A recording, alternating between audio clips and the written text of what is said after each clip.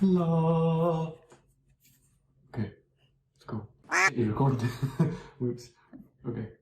Hi, I'm Gillian. Hi, I'm Andrew. I'm a running and nutrition coach based in Toronto. Andrew I'm is not.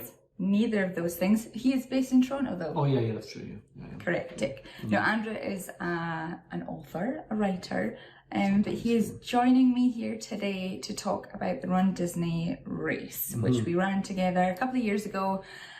So this is a 3-part series. The first one we recorded a few weeks ago, and it was all about up until starting the race. So the race that we're talking about is the Walt Disney World Marathon 2018. January 2018, yeah. So yeah, if you want to catch everything that we did pre-race, so expo, where we stayed, our costumes, all that jazz, go check out the first video. Yeah, but this one today, we're going to talk about from arriving at Epcot to start the race to finishing the race. You excited? Very, can you tell? We were just having a debrief before recording this video, and Andrew declared that he can't remember a lot of it, so... 3 years ago, come on. So yeah, it's definitely been something that we wanted to record, or something I've wanted to record for a long time. Yeah. Excuse me. But yeah, our memories are failing us. We are old. Yeah. Okay, so let's get started. So the last video ended as just arriving at Epcot. So for those that don't know, all of the races, I believe, start at Epcot. So we got there from the monorail and we arrived. And one of the tips that I've seen online was to use the actual proper toilet washroom area just outside of Epcot. So just as you're coming from the car park or the monorail, there's like an actual building there, and it was pretty quiet and there were nice facilities. Yeah, so much nicer than the race ones. Yeah, just as a little wee tip to whenever there's an opportunity to use a proper washroom versus a portaloo or porta potty or whatever you call them, the transportable toilets, definitely use that. So we went there first and then went through bag check, because you had the little backpack and I had my hydration belt. Although I don't know if you had to go through bag check for hydration packs. You probably do. I think for safety, they probably just anything on your person, you probably have to go get checked. Sense, yeah. I can't remember if it did. So yeah, this video is just going to be me talking and Andrew saying he can't remember. Yeah, pretty much, yeah. So we did go through bag check, and it didn't actually take that long. We had arrived quite early, but it was still like there was a lot of people around, but it wasn't super crowded. No. And it was nice arriving. There was a lot of booths for the brands that either had athletes running the race or just to kind of showcase their products, although we didn't actually look at any of them. No, we didn't. I think we actually got some glow stick wristbands and necklaces from one of the companies. You can't remember. And then so we kind of went through to the kind of the first the pre-staging area, where there was tons and tons and tons of portaloos, lots of opportunities for you kind of just to warm up. There was a lot of space.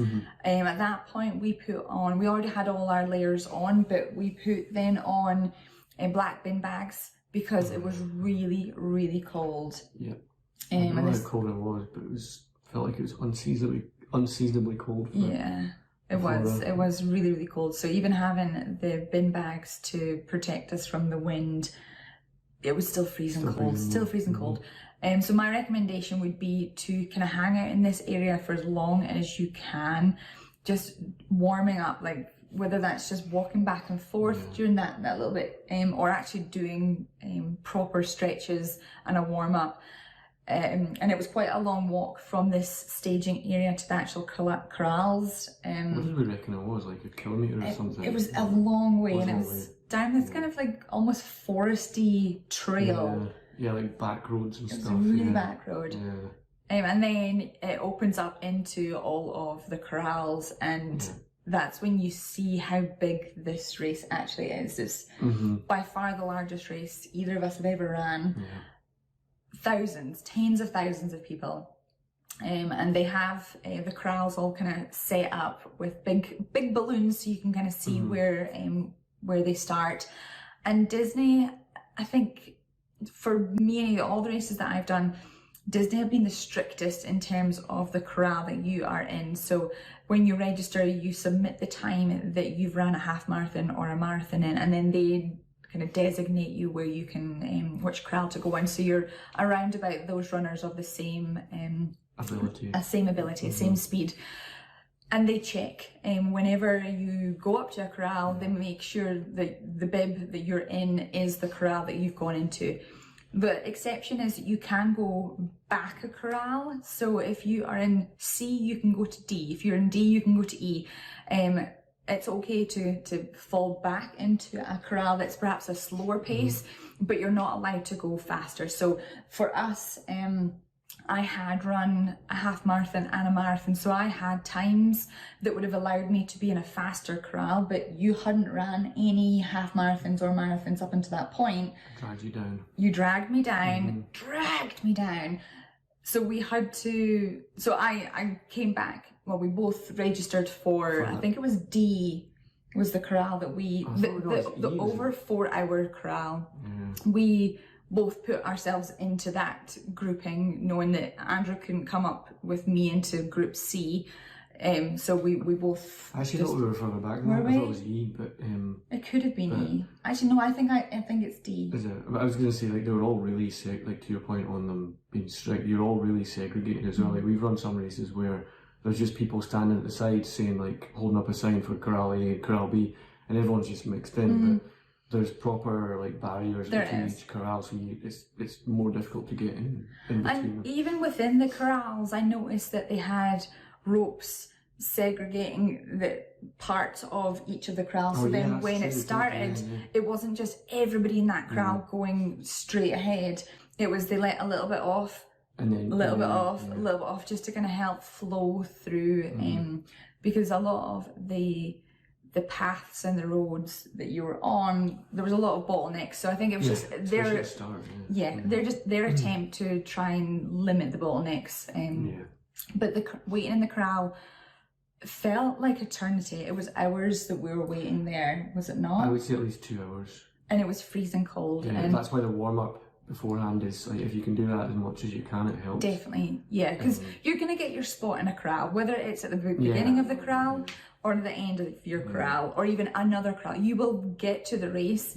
It's not important unless you're running for to win it, or if you're wanting a really good time and you want to make sure that you're at the front of your corral, then obviously yes, fair enough, line up early. But if you are running it for fun, or you are not as set on being at the beginning of the corral, then definitely spend longer warming up, because we were so cold, and by the end we were feeling sick.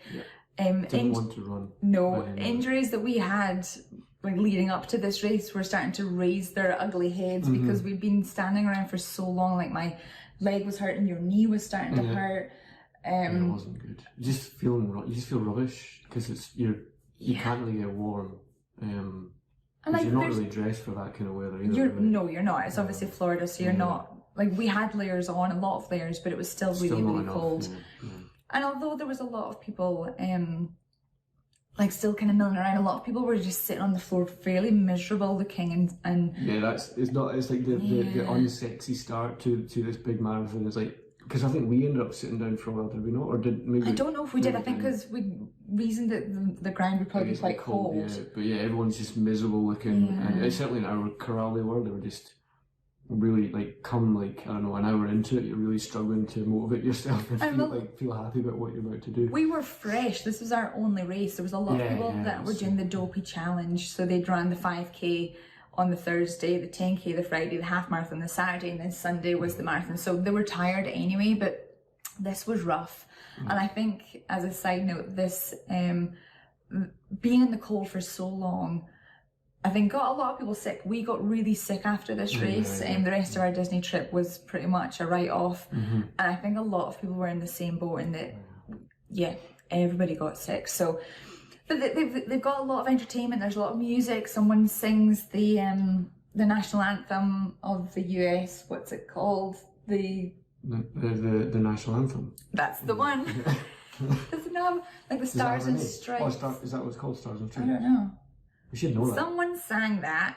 There was Mickey and a couple of MCs that were on a stage, which was fun. They had fireworks for each of the corrals that went off. So it was nice that it wasn't just the super elite fast runners that got the fireworks. Every single corral got fireworks and a countdown. And yeah, once it slowly started moving, then the excitement kind of you feel a bit more energized. Yeah, still freezing cold, but because then there's quite a wait between like you're seeing all these corrals ahead of you going, and it takes a while for them to clear. It does. So you're not like it's like you think, oh, this is it now, and then you still got. We probably had another 15, 20 minutes. Yeah, maybe even more after the race started before we could actually get going. So that's a bit of a like you get that initial burst of like, yes, we're gonna get going soon, and then it's like, oh, things drag on a little bit. And because you've been standing there for so long, as much as we were trying to keep warm, we were still pretty stiff and cold by the time we started. So that first few K were actually really, really tough. But it was so exciting knowing that a dream of running at Disney, we were actually in it. We were in the dream. It's easy to get excited when you're running. It's harder when you're sitting like 2 hours waiting for it. But it's, when you're there, it's good. But one of the things that I didn't like, and this happened throughout the race, but I noticed it as soon as we got past the starting line, was that even though people had been designated certain corrals, the people running around us weren't necessarily running to that time. So what I mean is, just as we started, there was people walking from the start line. We don't know what their situation was. Maybe someone twisted their ankle or weren't actually feeling that well just as they kind of came over the start line. But I think those walkers should have been in a much further back corral. Because then you were then having to kind of weave in and out of people, which is dangerous because it was so dark when we were starting the race. But then also it's difficult if you're having to weave in and out of people. And it wasn't as bad at the beginning. It definitely got significantly worse as the race got on in terms of having to kind of weave in and out. But just thinking from a start, it was really, really dark. And the road that we were running down, it had grass to the side, and a lot of people were having to weave off the road into the grass. And it's like, no, don't go into the long grass. Name that movie.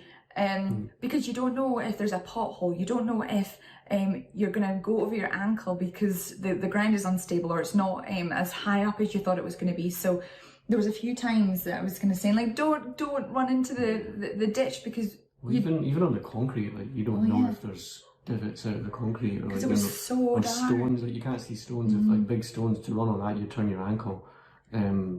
So that was tough. It was like, and just the point is it's just hard to weave. You be prepared to do weaving and it'll take a while to get through that, I suppose. And I think if we were to do the race again, which I hope to do it, I would recommend for you, but then also recommend for us to take a torch, a headlamp with us, because it was so dark at some points. Obviously there was parts of the course that had just lamp posts, like just regular street lighting. So that was fine, but there was huge portions of it, certainly for the first couple of hours of running, that it was practically pitch dark, and you don't know what your foot is about to land on or not land on. And there have been a few instances where people have tripped and broken bones on that race, which is worrying. And there was a guy in the race that we ran that I think broke his arm, and it was fairly near the beginning in that dark stage. So that would be my recommendation, is to make sure you have a headlamp with you, just so you can kind of light the way just for that first couple of hours until it gets lighter. Yeah, for sure. Is this the one where people were not kind of signaling they were gonna? No. No. Yeah, I think that's definitely something that a lot of a lot of races that I typically do, a runner will kind of indicate that they're about to either slow down, or they'll kind of indicate and kind of slowly run to the side of the road. But for Disney, I don't know if it just, the runners just don't know the etiquette, or whether they're, I don't know, but a lot of runners would just stop. And so if you're running behind someone, that was hard. There was many times where you either ran into someone or almost ran into someone because they weren't indicating that they were slowing down or moving to the side, which it was frustrating at times. And we're not used to that. I don't think that happens here. Like the races we've run, people have always either put their hand up or pulled into the side. But like we both noticed that, so obviously it's something that happens a lot. But and again, I don't know if it's the corral that we were in because we were further back. I think if we'd been in corral A, B or C, I don't know if that activity would have necessarily happened as much. But for us, it was quite a frustration. Obviously, everyone's there to have fun and you do you, but for us it was definitely something that we had to be really careful of, be mindful of, not to run too close to someone and just always be aware of what's happening around us. Yeah, I think that's the key, is just, you can want to look around and look at everything you're passing, but just be aware that happened to us, and you might, you don't want to be too close to someone or not be aware of who's around you, because you might run into someone accidentally. So just something to be aware of. And during that sort of first few K, that's at the point typically where people kind of strip off. So you've been wearing all your layers to keep warm before the race starts. So again, be mindful of what's littered on the road. Typically people were kind of aiming the clothes to fall into the ditches or into the grass. But you're just going to need to be careful that there's not gloves or socks or a hoodie that's just been thrown on the road. So that's another thing to kind of be mindful of. And there's stuff everywhere. That first, I don't know, hour or so, there's stuff everywhere. Like clothes all over the place.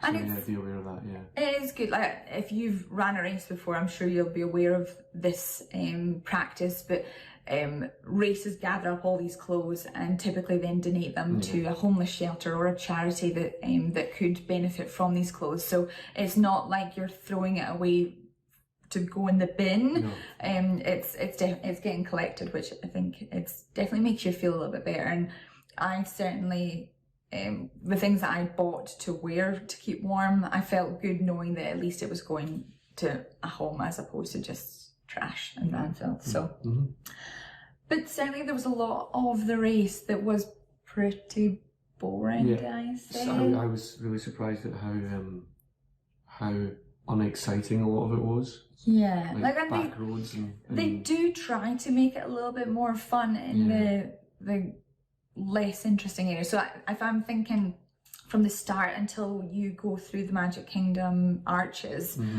they've got lots of DJs and music and characters, and they've got a lot of things on the side of the road to make those less interesting parts a little more interesting. There's photo ops, there's places for water, your nutrition. So it's not like it's just completely boring, but there was definitely parts that you're like, okay, so when's the next park, or when's the next thing of interest that I want to kind of look out for? Yeah, maybe I was ignorant to it, but I just expected more time in the parks. I thought, given what you're running, I thought, we'd have a decent chunk of time and you'd see a fair bit of all the parks. But I think we saw more of like the maintenance roads and all the behind the scenes stuff that is like we ran past the sewage plant, which was not very pleasant. I'm fine not going and seeing that again. Yeah, I don't ever need to see that again. But, it was fun. Like, granted, yes, it would have been nicer to spend more time in the parks, but it was still kind of neat to see the back roads. Or behind the scenes for some of the parks, and even running in areas. So for example, we ran past the Grand Floridian entrance. Like we've never been that way before. Whenever we've been going to the Grand Floridian, we've got the Disney buses. So this was a different like a car entrance. So that was kind of fun to go that way, because that was the hotel that we were staying at. So it was fun to see it from a different perspective. But there was a lot that was... Yeah, it was just road. Like, you just run on roads, a lot of it, and it's just not, I guess, not what we'd anticipated. But, I mean... But as you said, there's a lot of entertainment. There's mile markers, obviously people at the mile markers there and characters and things, and your DJs, and there's characters trying to motivate you and things. So, there's definitely a lot. I would say no more or less than just a regular big marathon race. But it was nice how it was spread out, and some of the character lines were huge. We didn't actually stop for any characters because it wasn't something that we were that bothered by. Like, we took pictures of the mile markers, and we just took general pictures of either ourselves or the park or the run. Or we took pictures, but we didn't typically wait in the queues. But it was still nice to kind of slow down as you were coming up to this huge queue to then see who the character was. And some of them were Disney characters, some of them were just more staging or just things that have appeared in Disney films or... The one that sticks out for me is the soldiers. Oh yeah, the Toy Story soldiers. Like shouting stuff at you. And that was fun. That was quite good. But that was much later on. That was as the last 4 or 5 miles they appeared, I think. And that was fun. So they were positioned at a part of the route that was uphill. So you had these green toy plastic men shouting at you to get up the hill, which was really, really fun. And that one sticks out. Another one that sticks out for me, and it wasn't really even a character, but they had like a graveyard scene set up, I guess kind of similar to the Haunted Mansion ride. I think that was perhaps the thinking behind that setup. Where was that? I have no recollection of that at all. One of the back roads. Wow. I couldn't even give you a specific, but it was definitely fun in terms of entertainment, but it was the parks that we were running for, and my most special memory, I would say, of the whole lot was running through the Magic Kingdom archways when, like, if you're driving into the park by car or bus, taking the picture of the archway was really, really fun. My only criticism with that is that you do it in the dark. Like, it'd be nice to do that in the daylight, but it's funny because I've seen people on social media that have said that they wish they were seeing it in the dark because the corral that they're in, they only see it when it's light. Oh, so I guess, I guess it depends where you start. Where you start, I would have preferred to see it in the daylight. Yeah, maybe next time. But no, that was the fun. When the fun really kind of felt like it really started. Up until that point, it was just plain roads, and this was the first taste of Disney. And then actually coming into Magic Kingdom and running down Main Street, and this was the first time that crowds were allowed to cheer you on. So friends and family of runners were allowed to come into the park early and were lined up on one side of Main Street. So you're running down Main Street, the castle's lit up, it's still dark, you've got crowds, even though we had nobody cheering us on. It was still, like, I think that was probably either the first or the second time that I almost cried in that race. Such a baby. I know. But it was emotional, and it was pretty special. You don't even remember the race. all I can remember from that park is going to the bathroom. Of all the things. The bit near it's Gaston's. Gaston's, yeah. And that's I mentioned at the beginning of the blog of this that use the real washrooms as much as possible. So once you're in the parks, take advantage of just any of the washrooms. So I believe any washroom that is on the actual route will be open. Like, you can't start going through the park on a random road and get to a washroom.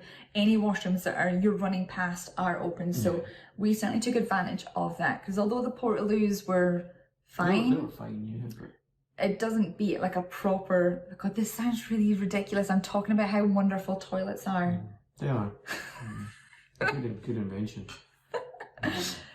Oh gosh. So yeah, and then after Andrew's highlight of his Magic Kingdom, we then ran through the palace. And again, one of the things that I'd seen on social media was positioning for the photos. So if you know certain places that the photographers are going to be, and one of them being Magic Kingdom, like coming out of Magic Kingdom, if you stick to the left as you're coming out of the castle, as you run on the left hand side of coming out of the castle, that's where the photographer is. So you get some really good pictures. Yes, if you're on the right hand side, you'll still appear in some pictures, I'm sure, but being on the left hand side, it's probably better if there's not many people around you. I would have thought, like, if It matters less where you are if you're not surrounded by a group of people, I suppose. As well.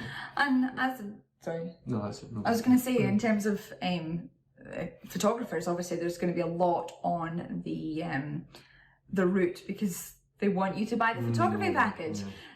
So if you are interested in having any photos from the race, whether it's action shots of you running out of the castle or whether you're standing with a character, make sure that your bib number is clearly visible. So wherever you have got that on your persons, make sure that it's not flapping around or you've not put a layer on top of it, because they use your bib number in order to identify who's in the photos. So don't put on your butt, basically.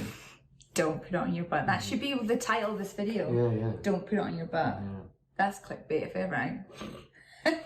Or who wants to know about putting it on your butt? And that's really pretty much all I remember about Magic Kingdom. Yeah, and then we did a lot of back roads, and I think the next park was Animal Kingdom. Yeah, that would make sense. Yeah, I think that makes sense. Yeah. This is to kind of your point earlier, in that we didn't run much in the parks. I think we ran the most in Magic Kingdom. Then it was a little bit less in Animal Kingdom, even less in Hollywood Studios. Yeah. It was literally just running down the main strip. And then Epcot, I guess you kind of come back up a little bit because you're running around the world, or half around the world, and then out through the front. So Animal Kingdom, I don't actually remember much about it other than Expedition Everest. So this is the only race that I know of that you can ride a roller coaster mid-race.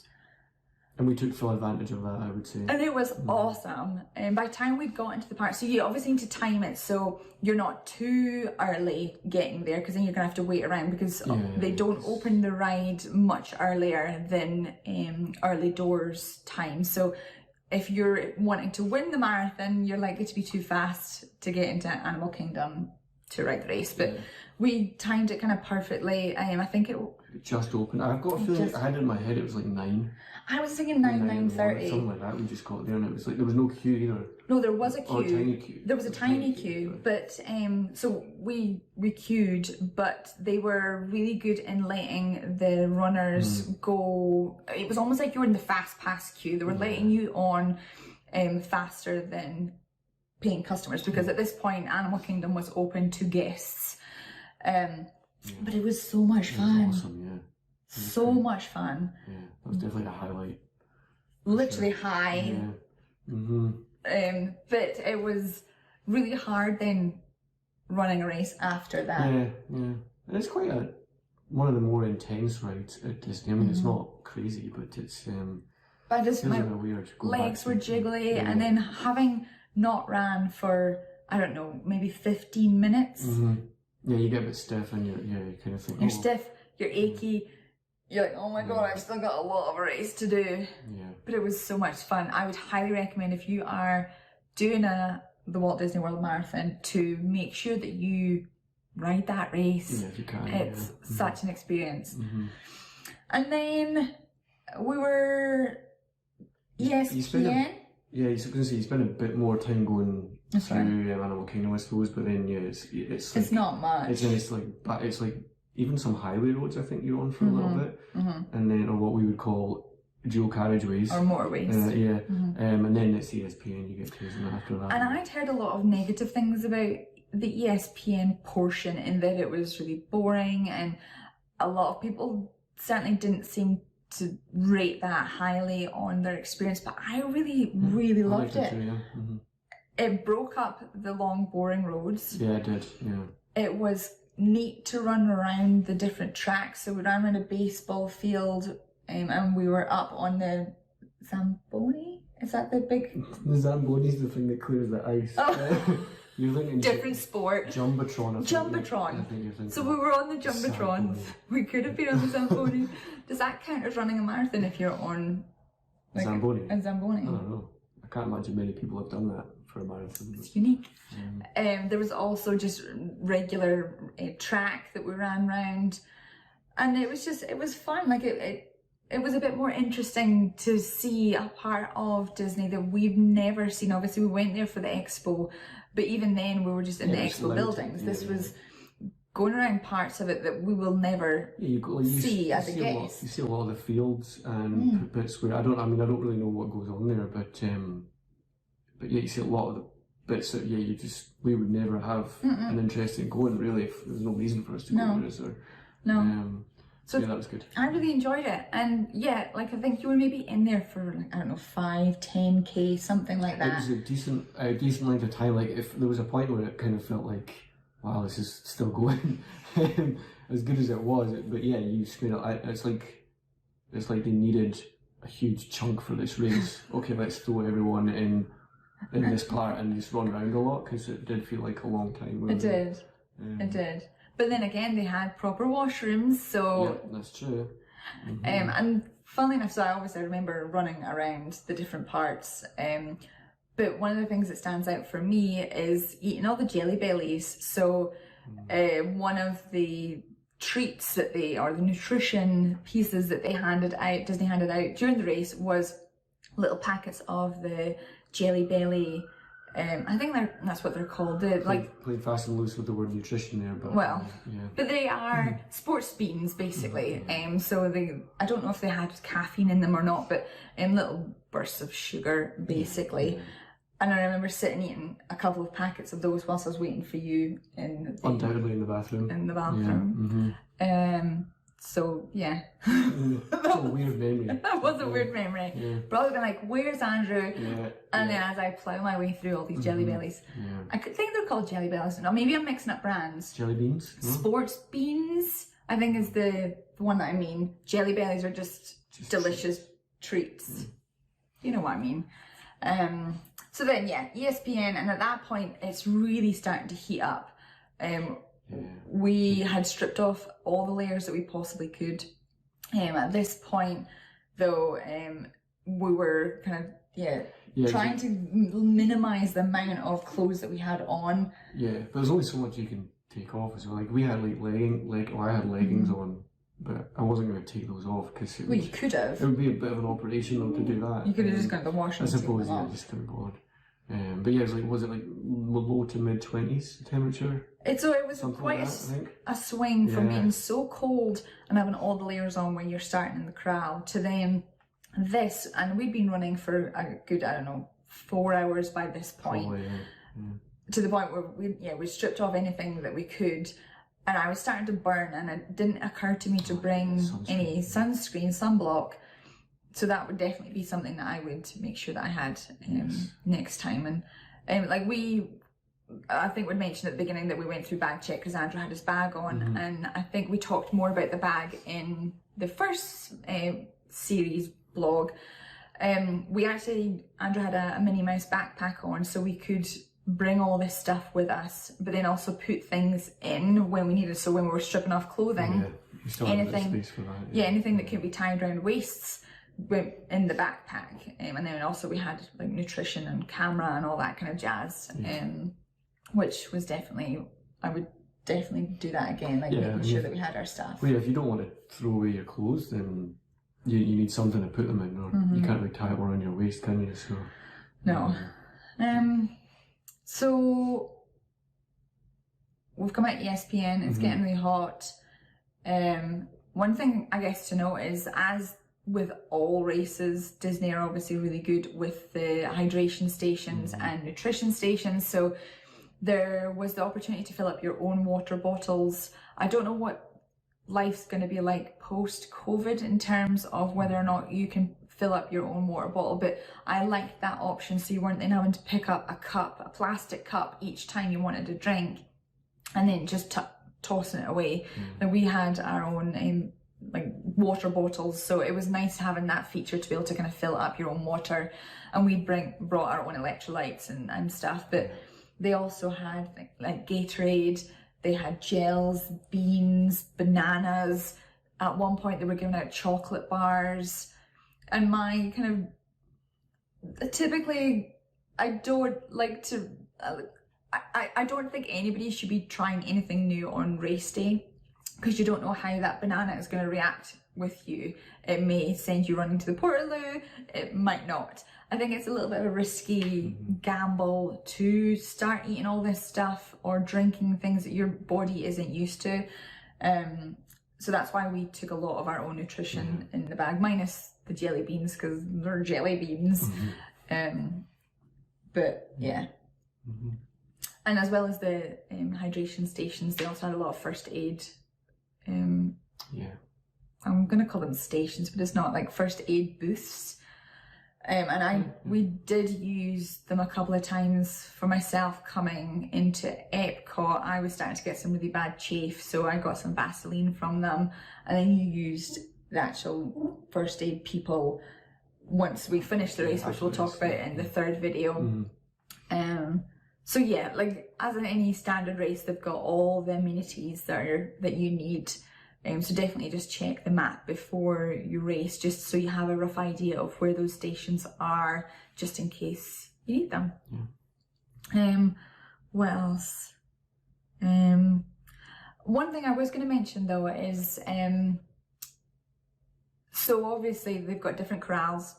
They do have what's called balloon ladies, and this is, I think they're actually ladies. I think that's why they're called balloon ladies, that basically sweep everyone, making sure that everybody is within the timeline set out by Disney in terms of completing the race. So obviously they can't keep the route open all day for runners because they need to kind of get back to business as usual. So they have these ladies that run the minimum pace that you are required to run for Disney. And if you come across them, I've heard that they're really encouraging, and that they're trying to push you on so you don't get picked up, because if you do fall behind them, buses come along and pick you up. They've got a name and I can't remember, the name's blanking on me. And they just, the balloon ladies or the vans? The vans. They kind of just scoop you up basically, so you can't then finish the race because you have reached the maximum time limit, which is unfortunate. So yeah, there was a few times where we were coming back on ourselves, so we were running back up the road. We'd just come down and you could see a lot of the runners that you thought would get picked up eventually, because they were just walking and they were really far behind. Which is unfortunate when you're spending so much money on a race, but these things happen. People get injured, or you don't know what's going to happen. And then just quickly kind of finishing up the park. So Hollywood Studios, if you blinked, you missed it pretty much. It was the worst in terms of the amount of time you spent in the park. And granted, at this point it was pre Toy Story Land, pre Star Wars, so there wasn't actually much to Hollywood Studios at that point anyway. It was kind of consistent with what we do when we visit the parks, because we rarely give any time to Hollywood Studios anyway, because it's not a huge draw for us. So yeah, it was kind of. So yeah, you're pretty much just running down the main strip, and at this point, for us anyway, we were battling with the crowds. Like there were so many people crossing over the route, which was quite challenging, because the park was fully open, and it wasn't just people, family and friends cheering on their loved ones running. It was park guests as well, so it was a little bit more challenging being in that park at that point. And then there was something I was going to say when I was thinking about Hollywood Studios before I was going to talk about Epcot. Well, you probably at that point you would be going past like Swan and Dolphin and stuff, would you not, around that area? Excellent. I was going to just say yes. That's exactly what I was going to talk about. So before you come into Epcot, you go from Hollywood Studios down that little lane that takes you to the Swan and Dolphin and the Boardwalk Beach Club area. And because it's a small walkway from Hollywood Studios to the Swan and Dolphin, super crowded. And this was one of the points that we were getting quite frustrated, because people were just constantly just stopping, walking in this what's probably only like a 3 or 4 people walkway. It's not meant for that amount of people, is it? Really? And then if people were walking in groups, it was really challenging to kind of get past people. So that would be something that I would definitely be mindful of next race, is to I guess, either not get annoyed or just get to that point in the race faster. I don't know. It's hard. There's not a lot you can do about it, I suppose. No, but just knowing that it's there, knowing that it's a really bad bottleneck would be good to know. But it was really fun running around that area because a lot of the people that were staying in the resorts were out cheering on, like they had their deck chairs and their beers and their Twizzlers that were given out to people. Orange slices, I think I saw, like there was a lot of people giving out treats, which was really fun and cheering people on, because at this point you're pretty much almost finished the race. It was fun. And then we come up into Epcot, and this is when you started crying because you were really sad. False. True. Who are you gonna believe? So you come in to Epcot at the UK Pavilion. I believe it was the UK Pavilion, and I think this is probably the third or fourth time that I almost cried because it was just so emotional running around the world. And again, the park is open, so it was quite difficult bypassing guests and runners, and they still had characters available as well to photograph with. It's quite demanding for me to run a race and also deal with all that emotion. Oh, shut it. It's tough. And although we didn't do it at Epcot, I know a lot of people that use this as an opportunity to go get a margarita or to go get some form of alcoholic beverage to finish the race with a drink in their hand. And I think that's pretty fun. We don't drink alcohol, and at this point, I think it was probably like 12 or 1 o'clock in the afternoon or something like that. It was really late in the day, and we just wanted it finished. But all we'd had was like the food we'd eaten wasn't great for the most of the morning. It's like the gels, and we'd taken like granola bars with us and stuff. And but bananas. So I just wanted food, like real food. Beer or cocktail. But I think that's fun. Yeah, it's fun. But it was definitely at this point, we were both exhausted. We were ready to be done. You had a really sore knee. I had a really sore leg. I would say the one thing that I didn't expect was the last maybe like 3 or 4 miles. You cried the whole way. I did not cry. But no, I actually didn't want it to end. I thought I would be knackered, but it was like I was actually like I was quite disappointed that I knew it was when I saw like mile marker 22 or 21 or something like that. I was like, oh, this is actually coming to an end now, and it was quite disappointing. And that gives you a little bit of a burst, I think. You feel that's true. You feel good because when you feel good because you're enjoying it, I suppose, more than you don't really feel. You just appreciate you've got the gratitude for being present and in the moment and running the race of your dreams. And I didn't, because this is my first marathon, and I didn't expect that after 22 miles or whatever. But it was good too. And then coming to the end. Although the end, for me, I was quite surprised. So you run around the globe, the golf ball. What's Epcot's? Oh, the ball dome thing. Called? God, you'd think we were like fans of Disney. I don't know.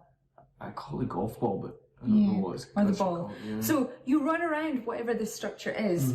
And I guess in my mind, I thought that that's when you finish the race. But actually, you then kind of go down a kind of side trail. Like, again, behind the scenes in Epcot, they've got a marching band, like a high school band, or was it a gospel? A gospel band, actually. Which I recognised from other vlogs that I'd watched.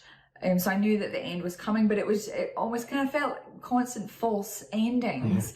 Because I thought, oh, we finish here. Oh no, we're not. We're finishing here, and then you can start hearing the crowds at the cheer stations.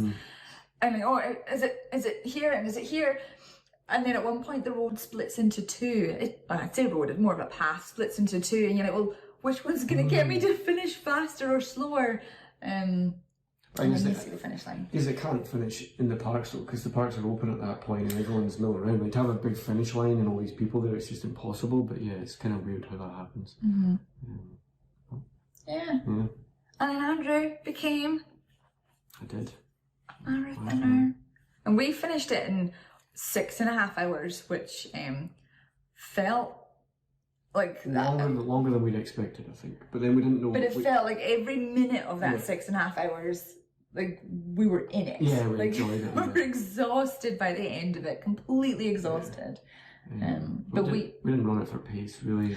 No, it was 100% we ran this for fun. We were never planning on running it for a PB. Obviously, Andrew ran a PB So because a he'd PB, never run a marathon before. I don't think he'd even run a half marathon by that point, other than in training.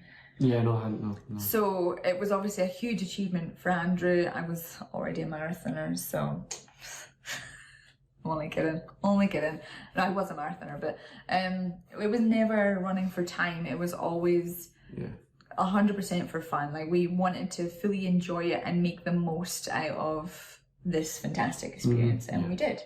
Yeah, I mean, you're paying that much money. You want to have a good time and do all the things you want to do. There's no point in not getting on a ride halfway through the race if that's what you want to do. So exactly. Yeah. Exactly. Okay, let me just double check my list. I think we've covered everything. Yeah. So the next vlog will be part 3, and it will talk about from when we finished the race and all the kind of post-race extras, like this bad boy, this one, and then just how, like, what we did that day, and our just general experience with that, and kind of just talking a little bit about where we stayed and whether we thought it was worth it and what we ate and all that kind of stuff. So if you're interested, please subscribe and look out for the next video. Anything of profound that you want to say? Just smash that like button. Smash it hard. Not quite what I was going for, but I hope you enjoyed it. It was a fantastic experience, and if you've run a Disney race before, let us know your experience in the comments below. Smash that like button. Smash it, And thank you so much for watching. If you've made it this 45-ish minutes, then you're a champion. We love you. We do. Thanks for watching. Bye. Wave.